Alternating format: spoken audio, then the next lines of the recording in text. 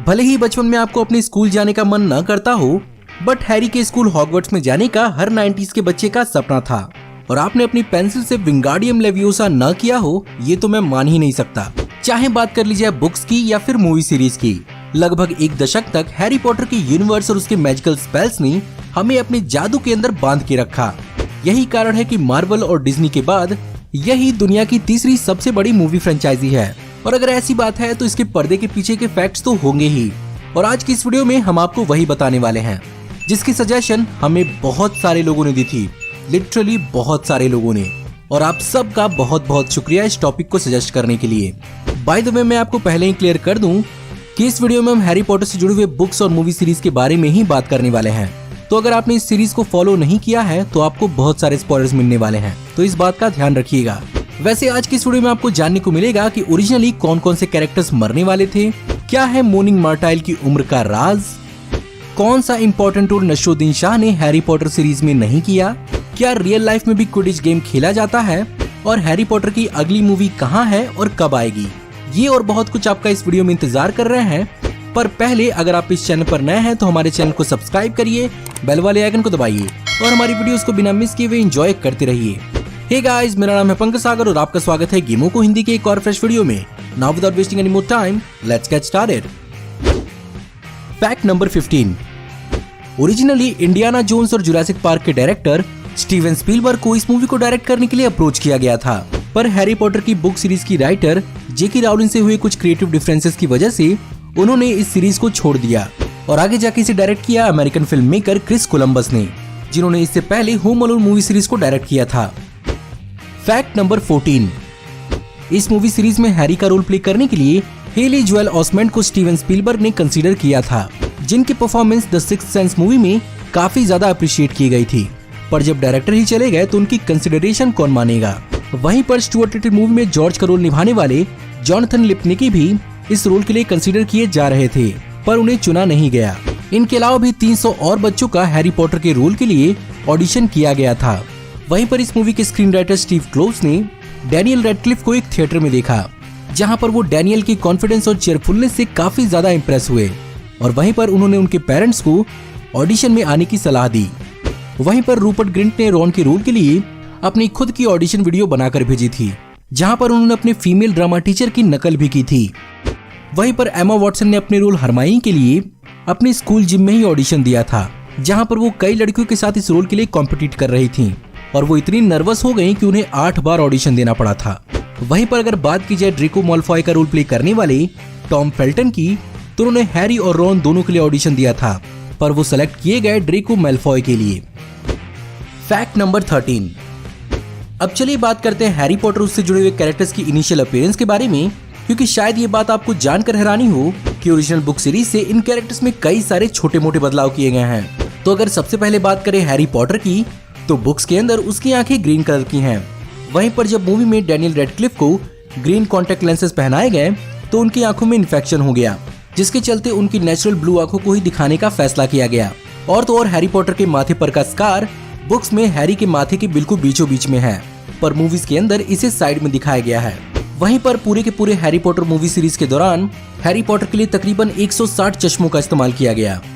वहीं पर बात करें हरमाइनी की, तो हरमाइनी की ओरिजिनली एक बग टीथ होने वाली थी, लेकिन उसे पहनकर एमा वॉटसन को बोलने में बहुत ज्यादा दिक्कत हो रही थी, इसलिए इस चीज को मूवी में ना इस्तेमाल करने का फैसला किया गया।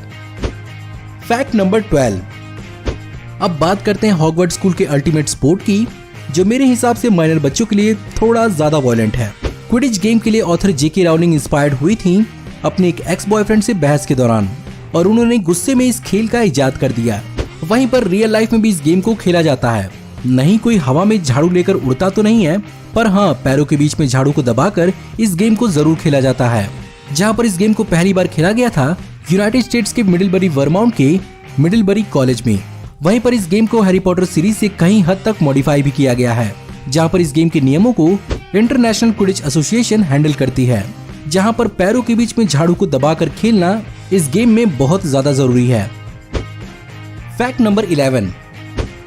इस मूवी सीरीज में जहाँ पर भी आपको बच्चे अपना होमवर्क करते हुए नजर आ रहे हैं, वो असल में अपने रियल लाइफ स्कूल का काम करते हुए नजर आ रहे हैं, क्योंकि इन मूवीज की फिल्मिंग की शेड्यूल्स बच्चों की असल जिंदगी की स्कूल लाइफ से बहुत ज्यादा क्लैश कर रही थी और इन बच्चों का मूवी के साथ साथ स्कूल में भी अच्छा परफॉर्म करना बहुत जरूरी था। इसीलिए शूट्स के दौरान ही उन्हें अपने स्कूल का होमवर्क करना पड़ता था। Fact number 10। अब चलिए बात करते हैं मूनिंग मर्टाइल के बारे में, जिसका पूरा नाम मर्टाइल एलिजाबेथ वॉरेन है। हैरी पॉटर के हिसाब से उसका जन्म 1928 में हुआ था और उसकी डेथ 1943 में हुई थी, जिसके कारण उसकी उम्र तकरीबन 14 साल थी। इसीलिए उसका भूत भी हमेशा के लिए 14 साल का ही रह गया।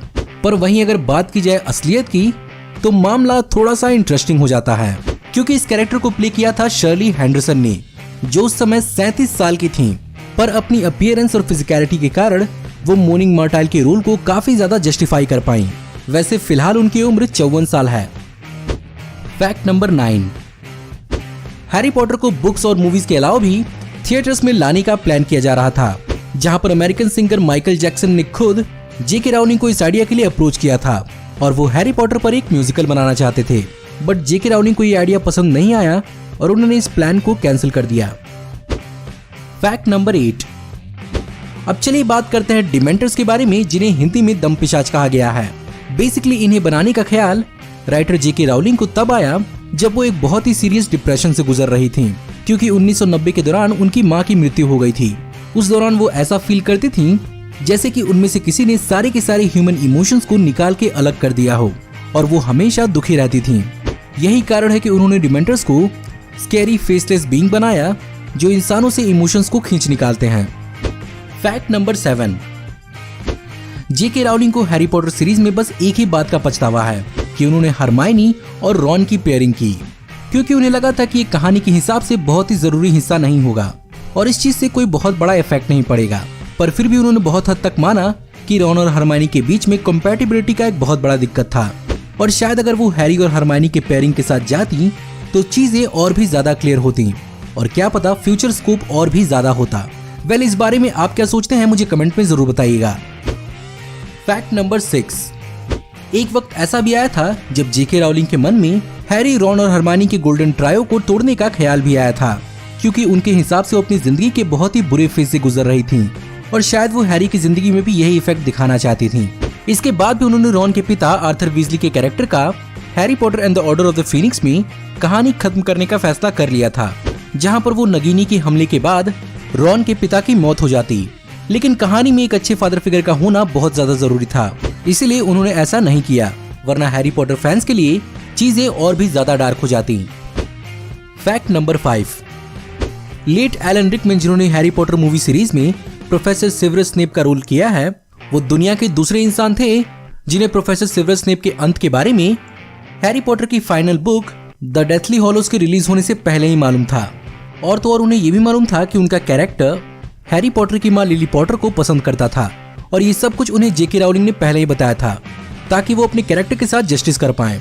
और इसी के कारण वो कभी कभार अपने कैरेक्टर को लेकर डायरेक्टर को भी सजेशन देते थे, क्योंकि एक हिसाब से उन्हें अपने कैरेक्टर के बारे में डायरेक्टर से भी ज्यादा मालूम था। Fact number 4। हो सकता है कि आप में से कई सारे लोगों ने हैरी पॉटर की सातों किताबें पढ़ी हो, पर हैरी पॉटर की कई अनपब्लिश्ड बुक्स भी ऐसी हैं जिनके बारे में आप नहीं जानते होंगे, जैसे कि चाइना में 2002 में पब्लिश की गई हैरी पॉटर एंड बाओ ज़ोलोंग। अब जहां पर चाइना हर चीज की सस्ती कॉपी बनाने के लिए मशहूर है, वो यहाँ पर भी अपनी हरकतों से बाज नहीं आए और उन्होंने लॉर्ड ऑफ द रिंग्स की बुक सीरीज की टेक्स्ट को इधर उधर करके इस हैरी पॉटर की नई तरह की बुक का इजाद किया। और तो और इसकी सीक्वल भी आई जो कि थे Harry Potter and the crystal वेस और Harry Potter and the golden turtle in China. अब मुझे नहीं मालूम कि चाइना वाले उस समय कितना हाई थे। वहीं पर इंडिया में बंगाली राइटर उत्तम घोष ने हैरी पॉटर पर आधारित हैरी पॉटर इन कलकत्ता लिखी, पर जेके राउलिंग और उनके वकीलों ने उन पर दावा कर दिया और उनकी किताबों को तुरंत सीज कर दिया गया। Fact number 3। अब बात करते हैं कि famous Indian Bollywood actor Naseeruddin Shah Harry Potter series में कौन सा रोल प्ले करने वाले थे। हुआ यूं था कि इस सीरीज के पहली 2 मूवी में रिचर्ड हैरिस ने डंबलडोर का कैरेक्टर प्ले किया था, लेकिन 2002 आते आते उन्हें हॉस्पिटलाइज्ड करना पड़ा और तीसरी मूवी तक उनकी डेथ हो गई। इसीलिए अब डंबलडोर का कैरेक्टर प्ले करने के लिए नसरुद्दीन शाह को रोल ऑफर किया गया, पर उन्होंने इस रोल के लिए ऑडिशन ही नहीं दिया। फाइनली आने वाली हैरी पॉटर की बाकी की मूवी में माइकल गैम्बन ने डंबलडोर का रोल प्ले किया। मेरे हिसाब से अगर नसरुद्दीन शाह इस रोल को प्ले करते तो ये हॉलीवुड में इंडिया को रिप्रेजेंट करने का एक बहुत ही अच्छा मौका था। Fact number 2। अब चलिए बात करते हैं जेके राउलिंग यानी जोएन कैथलीन राउलिंग और उनके हैरी पॉटर के इंस्पिरेशन के बारे में। तो जेके राउलिंग को इस कहानी का लिखने का आइडिया आया जब वो 1990s में मैनचेस्टर से लंदन अपने घर ट्रेन से जा रही थीं। उसी दौरान स्टेशन पर 4 घंटों तक ट्रेन का इंतजार करते समय उन्होंने हैरी पॉटर और उससे जुड़े हुए कैरेक्टर्स को इमेजिन किया और अपनी मदर के डेथ के बाद उन्होंने इस बुक सीरीज को लिखने का फैसला किया। और वो उस समय अपनी बेटी के साथ अपने एक्स हस्बैंड को छोड़कर अपनी बहन के घर बेरोजगार रह रही थीं और सरकारी वेलफेयर पर जी रही थीं, जहां पर उन्होंने 5 सालों तक सिर्फ और सिर्फ हैरी पॉटर की यूनिवर्स के नियमों को स्टैब्लिश करने में लगा दिए। जब बुक तैयार हो गई तो वो अपने बुक को लेकर तकरीबन 12 पब्लिशिंग हाउसेस के पास गईं, जहां पर उन्हें बार बार रिजेक्ट किया गया। फाइनली ब्लूम्सबरी नाम की एक पब्लिशिंग हाउस ने उनकी बुक को पब्लिश करने का फैसला किया और उन्हें उस समय उसके लिए 2500 पाउंड मिले। जब बुक सीरीज पॉपुलर हुई तो इसने कई सारे रिकॉर्ड्स तोड़े और देखते ही देखते जेके राउलिंग इतनी ज्यादा अमीर हो गईं कि वो देखते ही देखते दुनिया की सबसे पहली बिलियनर राइटर बन गईं। आज का हाल ये है कि हैरी पॉटर की बुक्स, मूवीज और मर्चेंडाइज ने मिलकर इस फ्रेंचाइजी को तकरीबन $25 बिलियन की फ्रेंचाइजी बनाया है और अकेली मूवी फ्रेंचाइजी तकरीबन $7 बिलियन की है। Fact number 1। अब चलिए बात करते हैं कि क्या हैरी पॉटर की कोई अगली मूवी आएगी। अगर बात की जाए ओरिजिनल कंटिन्यूएशन की तो हैरी पॉटर की ओरिजिनल 7 बुक्स के अलावा हैरी पॉटर की कहानी को आगे भी बढ़ाया गया है, जहां पर इसके official stage play Harry Potter and the cursed child को इंट्रोड्यूस किया गया है, जिसे लिखा है जेके राउलिंग के साथ साथ जैक थ्रोन और जॉन टिफनी ने। ये कहानी बेसिकली वहीं से शुरू होगी जहां से डेथली हॉलोज खत्म हुई थी, जहां पर हैरी जादुई मंत्रालय का एक नॉर्मल एम्प्लॉय बन चुका है, लेकिन उसका मशहूर पास्ट न चाहते हुए उसके सामने आ ही जाता है और वहीं पर उसके बेटे एल्बस पॉटर को अपने पिता की लेगेसी से कंपेयर किया जाता है और उस पर एक दबाव बनता जाता है। और यही बाप बेटे और आसपास के हैरी की surrounding he Harry Potter and the cursed child की कहानी है और 2016 से ही अब तक इसके स्टेज शो ही चल रहे हैं। वहीं पर वार्नर ब्रोस और जेके राउलिंग दोनों ने इसके मूवी के बारे में अभी तक कुछ भी नहीं कहा है और जब तक कोई ऑफिशियल कंफर्मेशन नहीं आती तब तक कुछ कहना सही नहीं होगा। सो गाइज, ये थे मेरी और आपकी one of the favourite movie franchises Harry Potter के 15 अमेजिंग और mind blowing facts. I hope आपको ये वीडियो पसंद आया होगा और अगर आपको ये वीडियो पसंद आया तो इस वीडियो को लाइक जरूर करिएगा। आज की इस वीडियो में हम पहली बार 100 लाइक्स का टारगेट रख रहे हैं, तो जल्दी से इस टारगेट को पूरा कर दीजिए। और अगर आपको भी इन फैक्ट्स के अलावा भी हैरी पॉटर से जुड़े हुए कोई और फैक्ट्स मालूम है तो हमें कमेंट में जरूर बताइएगा। साथ ही साथ अपने कोई सवाल, सुझाव या फिर कोई future video topic suggestion include करना मत भूलिएगा। और अगर आप हमारी ऐसी आने वाली फ्यूचर ऑसम वीडियोस को देखते रहना चाहते हैं तो हमारे चैनल को सब्सक्राइब करिए, बेल वाले आइकन को दबाइए और हमारी वीडियोस को बिना मिस किए हुए एंजॉय करते रहिए। और अगर आप चाहते हैं कि आपका कोई दोस्त या जानने वाला इस वीडियो को देखे तो इस वीडियो की लिंक को अपने दोस्तों और ग्रुप्स के बीच में जितना हो सके उतना शेयर करें। अंत में हमारी ऐसी ऑसम कंटेंट और इनसे जुड़े हुए न्यूज, अपडेट्स और फैक्ट्स को डेली पाते रहने के लिए हमारे फेसबुक पेज को भी अभी लाइक करें। Link will be in the description. Thank you for watching. Now see you in the next video. Till then, take care. Goodbye.